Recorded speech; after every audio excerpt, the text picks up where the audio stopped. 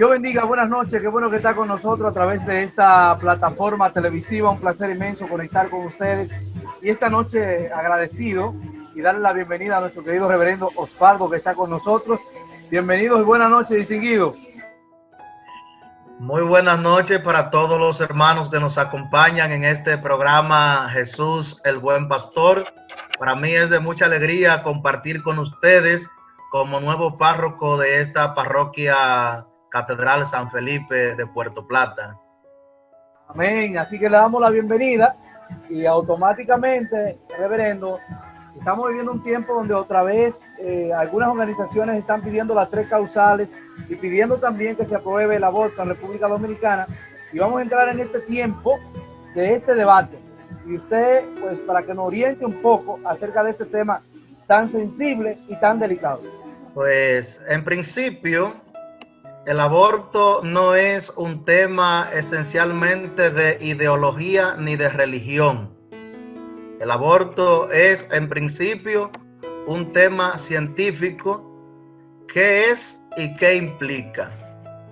¿Cómo el aborto entra dentro del ámbito religioso en la valoración moral?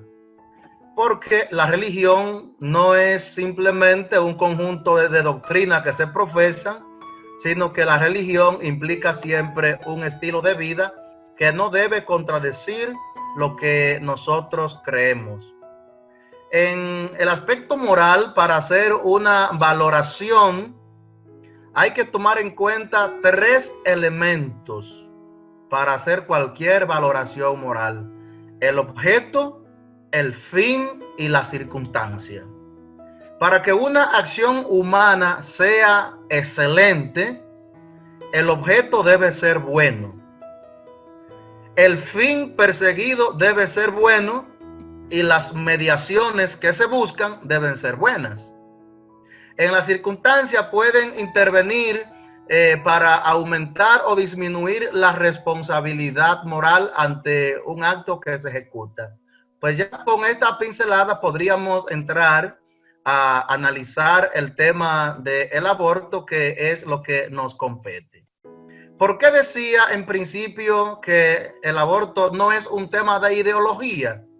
Porque toda ideología es una visión parcial de la realidad que quiere reducir la realidad a la idea que se tiene.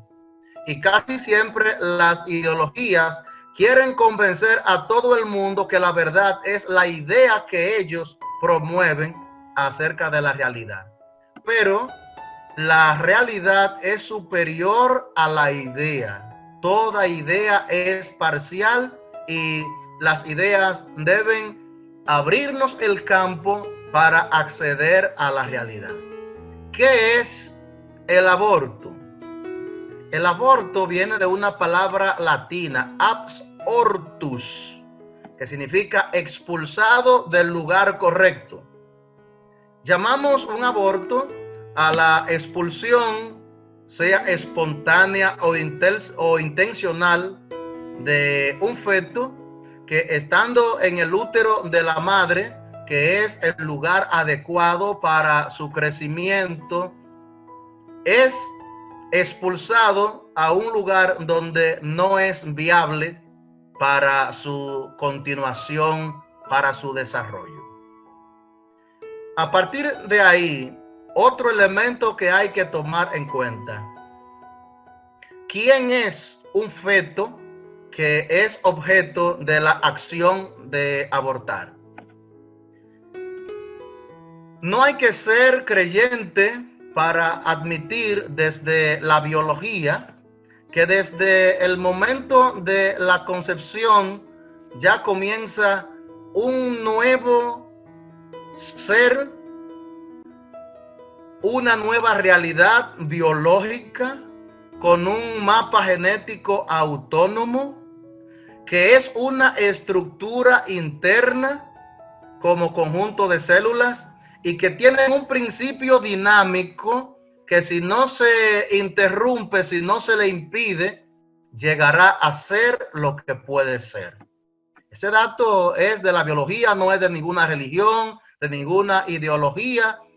Esa estructura celular que se forma con el óvulo y el espermatozoide tiene una autonomía genética independientemente de la madre, que ya comienza a prepararse para acoger su evolución, independientemente de quién sea el padre. Y hay una continuidad, si no se interrumpe, que el mismo que se concibió en tal circunstancia es el mismo que puede estar a los 2 años, 5 años, que está viendo este programa, que está interactuando con nosotros, y hasta esos mismos que promueven ciertas ideologías comenzaron como realidad autónoma cuando se unieron el óvulo y el espermatozoide. Ese es el dato de la biología. Hay muchísimos abortos que son espontáneos, sea por una situación de salud, sea porque no es viable en el crecimiento, sea por cualquier razón, pues hay muchos abortos que ni siquiera lo percibe la madre como tal, porque es parte del dinamismo de la existencia. Se dan y se seguirán dando abortos espontáneos. Hay abortos espontáneos que en esto no hay que detenerse para ninguna valoración moral. Nosotros valoramos el aborto intencional o el provocado, el que llamamos aborto directo. El aborto directo es cuando el feto es usado por una intervención directa, sea de la mujer, sea de quien sea, del médico, para eliminar la criatura que ya se ha concebido. Hay una frase que está fuera de contexto lenguaje, porque algunos quieren utilizar la expresión interrupción del embarazo. Eso es un concepto mal empleado en español, porque interrupción significa de que tú me interrumpiste y yo puedo reanudar la conversación dentro, o estamos conversando, me entró una llamada, hacemos una pausa a este diálogo. Tú me interrumpiste con una pregunta, pero podemos reanudar en cualquier momento la conversación. Bien, pero en el aborto no existe una interrupción del embarazo, sino que es eliminación del feto. El feto, pura automática, independientemente de la madre, que llegará a ser lo que puede ser, ya tiene el estatuto biológico de persona y pertenece a la especie racional a la que todos nosotros decimos que pertenecemos. Por lo tanto, es tan persona el feto, es tan persona la madre, es tan persona el padre, es tan persona el médico, porque el valor de la persona humana no depende ni de los años que tenga, ni de las condiciones de supervivencia. El valor de la persona viene porque es un sujeto único que pertenece a una especie que nosotros llamamos especie racional. Y ejercer o no la facultad racional no le aumenta ni disminuye su condición de pertenecer a la especie. Por ejemplo, si yo llegara a perder las facultades racionales por cualquier enfermedad, si yo sufriera de Alzheimer no sé cuándo, o tuve un accidente y estoy en estado de coma, por el hecho de haber perdido las facultades racionales para ejercerla, no significa de que yo dejé de pertenecer a la especie racional. Son cosas muy distintas, ser parte de la especie y ejercer la especie. Yo puedo ser un abogado de profesión y no ejercer la función de abogado. También el tema del feto, que es persona igual que nosotros en cuanto a pertenencia a la especie humana. Ante estas discusiones que se presentan, algunos condenan el aborto por cualquier causa y otros quieren buscar un intermedio entre la total prohibición y la total libertad. Y es cuando aparecen las tres causales que nosotros conocemos y que debatimos y que se comentan pues día tras día y que se hacen marcha a favor y en contra, ¿verdad? Las tres causales que permiten el aborto en ciertas instancias en países que orientan esos modelos. Primero, cuando hay una violación hacia la mujer. Aquí hay que aclarar el concepto violación, porque no toda relación sexual de un adulto con un menor es una violación. Violación es cuando la relación sexual se realiza con violencia, sin dejar de considerar de que la seducción, como también la violación, es otro delito. Pero son dos delitos distintos. De la violencia, son muy pocos los embarazos que surgen fruto de violencia, de violación. Ahora bien, si es una menor, no tiene la misma responsabilidad que el adulto. El adulto es quien debe poner los límites y por lo tanto sobre el adulto es que cae la responsabilidad penal.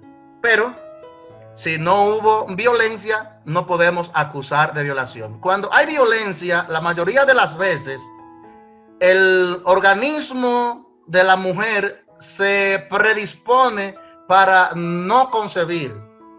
Si hiciéramos un sondeo de cuántos embarazos tenemos por violencia y hacemos la diferencia entre seducción y violencia, vamos a ver que los embarazos por violación son mínimos y son casi imperceptibles. Lo que pasa es que la gente en el lenguaje confunde una cosa con la otra y hace pasar como embarazo por violación lo que fueron por seducción. Pues bien, biológicamente se predispone para rechazar el espermatozoide y no concebir cuando es por violación. O el mismo estado de estrés de la mujer que está siendo violada provoca la expulsión de el óvulo fecundado, lo que llamaríamos un aborto involuntario. El mismo cuerpo de la mujer lo desecha en muchas ocasiones.